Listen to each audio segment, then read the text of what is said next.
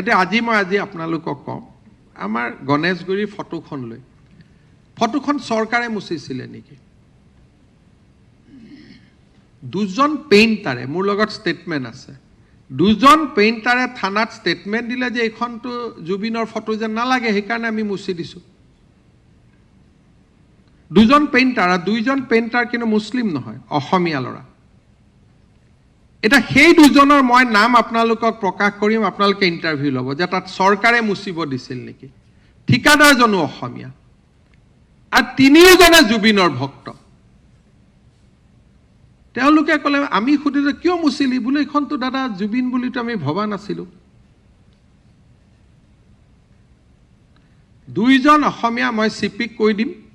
আপোনালোকে নামটো ল'ব দুইজন অসমীয়া মিস্ত্ৰী কোনো বাংলাদেশী মিয়া নহয় শুদ্ধ অসমীয়া আৰু কন্ট্ৰেক্টৰজনো শুদ্ধ অসমীয়া ডেকা তেওঁলোকে মুচিলে আমি গধূলি সুধিলোঁ ভাই কিয় মুচিলি তেতিয়া তেওঁলোকে ক'লে যে এইখনটো জুবিনদাৰ ফটো যেন লগা নাই কাৰণে মুচি দিলোঁ আমিতো নাজানো এইখন জুবিনৰ ফটো বুলি এটা ময়ো যদি ৰং মিস্ত্ৰী হ'লোহেঁতেন আজি থকা ফটোখনতো জুবিন গাৰ্গৰ দৰে নালাগে জুবিনৰ ফটো এখন সামাজিক নিয়মে কি কয় যে জুবিন গাৰ্গৰ ফটো এখন গৰিমা গাৰ্গে অফিচিয়েলি ৰিলিজ কৰিব যে এইখন জুবিনৰ আনুষ্ঠানিক পৰ্ট্ৰেট হ'ব সব মানুহে সেইখন আঁকিব আঁকাততো আপত্তি নাই এখন ফটো ৰিলিজ হ'ব লাগিব নে নাই সবেইতো সব ধৰণে আঁকিব নোৱাৰে আঁকিব পাৰে নেকি আপোনালোকে কওকচোন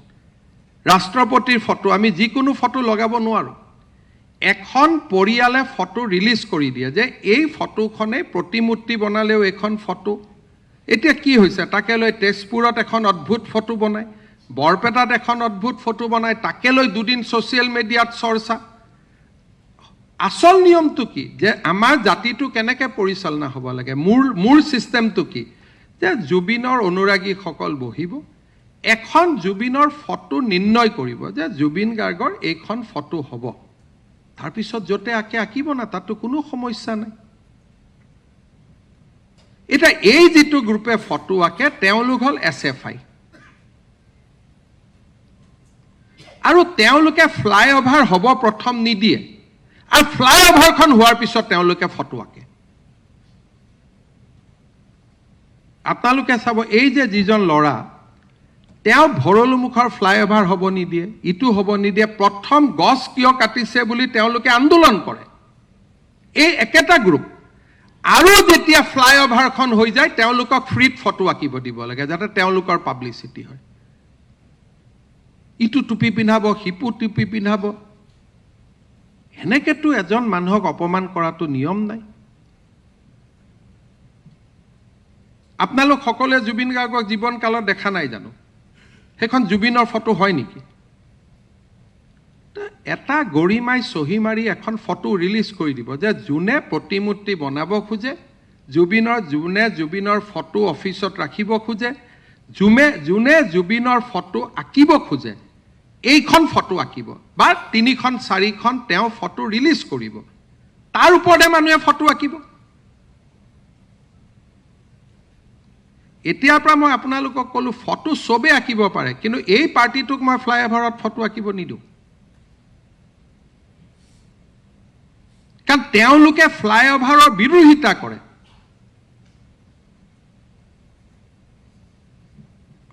জুবিনৰ ফটো কোনে আঁকিব জুবিনৰ ফাউণ্ডেশ্যন আছে এপ্ৰুভ ল'ব অনুমতি ল'ব এইটো জবৰদস্তি আঁকা নহয় জুবিনৰ ফটো আঁকিব কোনে মানা কৰিব কিন্তু প্ৰক্ৰিয়া এটা থাকিব নে নাই চাব লাগিব নে নাই কোনোবা এইখন জুবিনৰ ফটো হৈছে নে নাই হোৱা তাৰ মানে গোটেই অসমখনক সবেই ভাবে যে ছ'চিয়েল মিডিয়া ইনষ্টাগ্ৰামত হুলস্থুল কৰি দিম আৰু জবৰদস্তি কৰিম এইটোতো নহয় মই মনে মনে সিদিনাখন কিয় আছিলোঁ সিদিনাখনো মই গোটেইখিনিক খেদিলোহেঁতেন মই জাপানৰ প্ৰধানমন্ত্ৰী আহিব বুলিয়ে মনে মনে থাকিলোঁ নহ'লে পিছত মই ভাল এজন আৰ্টিষ্ট নীলপৱন বৰুৱাৰ দৰে কোনোবা এজন আৰ্টিষ্টক মাতি আনি আমি সেইটোৱে প্ৰস্তাৱ দিছিলোঁ যে বাবা তুমি নাআঁকিবা পুলিচে তেওঁক কি কৈছিল ষ্টেটমেণ্ট ল'ব যে তুমি নাআঁকিবা আমি এজন ভাল আৰ্টিষ্টৰ হতুৱাই জুবিনৰ ফটোখন ইয়াত আঁকিম তেওঁ কোন হয় ফটো আঁকিব গতিকে মই সব ডিসিক অৰ্ডাৰ দি দিছো সব এসপিক অৰ্ডাৰ দি দিছো এই পাৰ্টিটোৱে যদি ফ্লাইওভাৰত ফটো উঠে দে উইল বি এৰেষ্টেড কাৰণ এওঁলোক হল এসএফআই আৰ য'ত ত'ত গৈ পেলাই ফটোৰ ওপৰত চে গুয়েভাৰা বনাই দিয়ে ভাই চে গুয়েভাৰা কোন হয় মইতো কিউবাত গৈছো তাত আটাইতকৈ দেখিছো কিউবাৰ কথা ষ্টাডি কৰিছো আটাইতকৈ ড্ৰাগছৰ ব্যৱসায় তাত হয় আমাৰ লগত চে গুয়েভাৰাৰ অসমৰ মাটি পানী বায়ুৰ লগত কি সম্পৰ্ক আছে কোন হয় অসমত যদি বিপ্লবী বুলি ফটো আঁকে তে পৰেশ বৰুৱাৰ আঁকক মই সিৰিয়াসলি কৈছো ভাই সংগ্ৰামটো কৰি আছে আজি 30 বছৰ ভাল বেয়া বেলেগ কথা আজিতো পৰিয়ালৰ পৰা দূৰত থাকিটো কৰি আছে যদি আঁকিব লাগে পৰাগ দাসৰ আঁকক ইয়াত চে গুয়েভাৰাটো ক'ৰ পৰা আহিলে মোক কওকচোন কোন হয় মইতো নাজানো এইটো মই এইখন ফটো দেখাৰ পিছত মই পঢ়িছো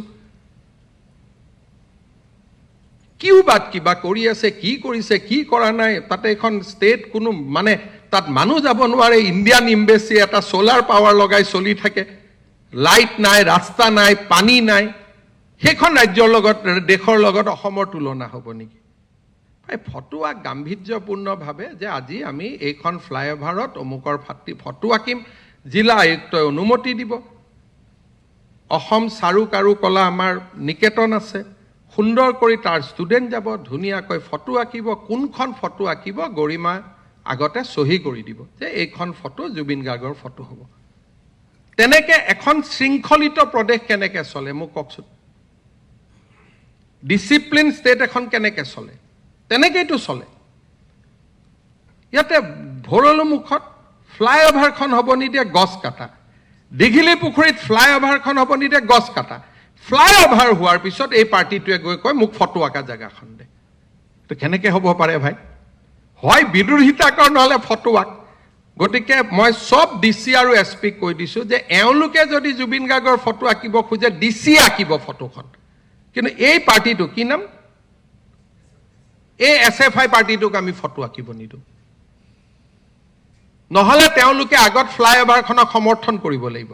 যে আমি উৰণীয়া সেতু নিৰ্মাণক সমৰ্থন কৰো কাৰণ আমি ফটো আঁকিম তেতিয়া তেওঁলোকক আমি গ্যালাৰি স্পেচ এটা দি দিম যে যিমান ফটো আঁক কিন্তু চে গুয়েভাৰা ষ্টাইলত নহয় বিষ্ণুৰাভা জ্যোতিপ্ৰসাদৰ যেনেকে ফটো হয় জুবিন গাৰ্গৰ ফটো তেনেকে আঁকক বিষ্ণুৰাভা জ্যোতিপ্ৰসাদ ভূপেন হাজৰিকাৰ যেনেকে ফটো হয় ফটোখন তেনেকে আঁকক যাতে ব্যক্তিজনে উপযুক্ত সন্মান পায় এনেকেতো নহয় প্ৰত্যেক কথাত যিবিলাকে ভাবে যে হিমন্ত বিশ্ব শৰ্মাই ভয় খাই সিদিনাখনো মই ধৰিলোহেঁতেন মই ভয়ত আছিলো যে ধৰিলে জাপানৰ প্ৰধানমন্ত্ৰীৰ ভিজিটটোত গণ্ডগোল হ'ব কিন্তু ভয় খোৱা লাইন আমাৰ লগত নাই তেওঁলোকে 200 আহিলে বিজেপিৰ 3000 আহিলেহেঁতেন এনি টাইম বিজেপিৰ সংখ্যা বেছি তেওঁলোকে 500 আনিলে আমি 50,000 মানুহ একে চুটত লৈ অহাৰ পৰা আমাৰ শক্তি আছে গতিকে সেইকাৰণে আমাৰ নীৰৱতাবিলাকক কোনেও দুৰ্বলতা বুলি ভাবিব নালাগে মই ষ্টেটখনৰ কথা বহুত ভাবো জাপানৰ প্ৰধানমন্ত্ৰীজন আঁতৰি যোৱাটো এইটো বহুত মানে মই অন্তৰত মানি নোলোৱা এটা ঘটনা ঘটি আছে আৰু ফটোখন কোনে মুছিছিল কেনেকে ধুনীয়াকৈ নেৰেটিভ বনাই ললে চৰকাৰে ফটোখন মুছাৰ পিছত দুইটা মিস্ত্ৰী অসমীয়া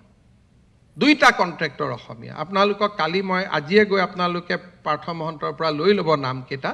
আৰু তেওঁলোকক সুধিব কিয় মচিছিলে কোনেওতো এটাও ইণ্টাৰভিউ নললে এটা টিভিওতো ইণ্টাৰভিউ নললে সেই মানুহ দুজনক থানাতে বহি আছিল যে হিমন্ত বিশ্ব শৰ্মাই মচিব লগাই দিছিলে নেকি আপোনালোকক কোনবা ইঞ্জিনিয়াৰ মচিব লগাই দিছিল নেকি একেবাৰে লিখিয়ে দিলে যে চৰকাৰে মচিব চৰকাৰৰ জুবিন গাৰ্গৰ লগত কি আছে চৰকাৰেতো জুবিন গাৰ্গৰ কাৰণে সব কৰি আছে সমাধি বনোৱাৰ পৰা ইমান 25,000 টকা পৰ্যন্ত মহিলাখিনিক দিয়াৰ পৰা আমিতো সব জুবিনৰ কাৰণে কৰি আছো কোৰ্টত স্পেশাল হিয়াৰিঙৰ পৰা ভাল উকিল লগোৱাৰ পৰা আমিয়েতো সব কৰি আছো আন কোনে কৰি আছে গতিকে এই কথাটো মই এইটো কনটেক্সটত ক'লোঁ যে অসমত এই কণ্ট্ৰাডিকশ্যনবিলাক থাকিব। প্ৰথম ফ্লাইঅভাৰৰ বিৰোধিতা কৰিব, ফ্লাইঅভাৰখন হ'লে ফটো মুচিব। আমি এনেকুৱা বিচাৰোঁ যে ফ্লাইঅভাৰখনৰ বিৰোধিতা নকৰিব, ফ্লাইঅভাৰখনত কওক যে আমি চিত্ৰাংকন কৰিব খোজোঁ, আমাৰ কাৰণে গেলাৰী এটা ডিজাইনত ৰাখিব। আমি তেতিয়া ধুনীয়াকৈ গেলাৰী এটা ডিজাইনত ৰাখিম। লক্ষ্মীনাথ বেজবৰুৱাৰ ফটো আঁকক, ভূপেন হাজৰিকাৰ ফটো আঁকক, আৰু স্থান আৰু জাগাৰ বহুত মহত্ব আছে। সেই যিটো জাগাত জুবিন গাৰ্গৰ ফটো আঁকা হৈছে, তাত আন মানুহৰ তাত স্মৃতি জড়িত হৈ আছে। গণেশগুৰি বোমা বিস্ফোৰণৰ তাত কিহৰ ফটো আঁকিব লাগে? তাত সন্ত্ৰাসৰ বিৰুদ্ধে ফটো আঁকিব লাগে সেই জাগাখিনিত, কাৰণ তাত অসমীয়া মানুহৰ তেজ জড়িত হৈ আছে বোমা বিস্ফোৰণত। আৰু তাৰ পৰা দূৰত আমাৰ চানমাৰী ফ্লাইঅভাৰখনত ধুনীয়াকৈ এটা গেলাৰী লৈ লওক যে আমি ইয়াতে জুবিন গাৰ্গৰ শৈশৱৰ পৰা মৃত্যুলৈকে 12খন ফটো অংকন কৰিম। স্থান কাল পাত্ৰ থাকিবনে নাই? য'ত গণেশগুৰি বোমা বিস্ফোৰণ তাত হৈছিলে নে নাই আপোনালোকে কওক? তাতে কাৰ ফটো আঁকিব লাগিব? তাত ফটো আমি আঁকিব লাগিব সেই 15জন ব্যক্তি য'ত তাত মৃত্যু হৈছে। তাতে কাৰ ফটো আঁকিব লাগিব? সন্ত্ৰাসৰ বিৰুদ্ধে, যে অসমে কেতিয়াও সন্ত্ৰাস নামানে। সেই জেগা হ'ল গণেশগুৰিত। তাৰপিছত চানমাৰী ফ্লাইঅভাৰলৈকে যাওক, সুন্দৰ জেগা। তাত জুবিনৰ শৈশৱৰ পৰা একেবাৰে মৃত্যুৰ সময়লৈকে ধুনীয়াকৈ কলেজ আঁকক, ফটো আঁকক, ধুনীয়াকৈ বনাওক। বোলে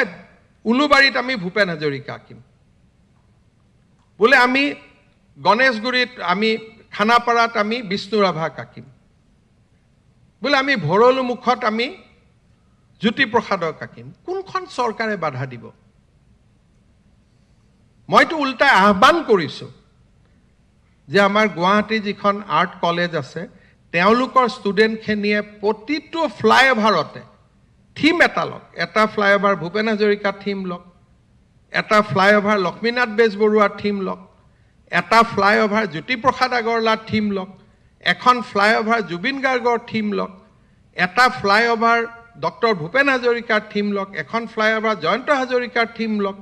আৰু ধুনীয়াকৈ গেলাৰী বনাওক না। কোনে বেয়া পায় কওকচোন? এই নেতিবাচক চিন্তাবিলাক অসমত বন্ধ হ'ব লাগিব। যেতিয়ালৈকে নেতিবাচক চিন্তা বন্ধ নহয় তেতিয়ালৈকে নহয়। আৰু মইতো আজিয়ে কৈ দিছোঁ যে অসমত মই নামানো, মই স্বীকাৰ নকৰোঁ বা মই কণ্ডেম কৰোঁ,